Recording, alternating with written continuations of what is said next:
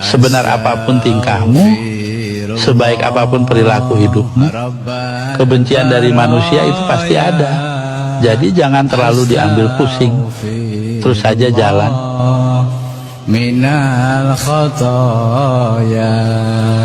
Karena dulu berkata, beri aku 10 pemuda, maka akan kugoncang dunia. Tapi kalau Jawa Barat berkata, beri aku seorang duda, maka akan kugoncang Indonesia. Iya, Terbukti, Bang. Terbukti ya. Iya, terbukti.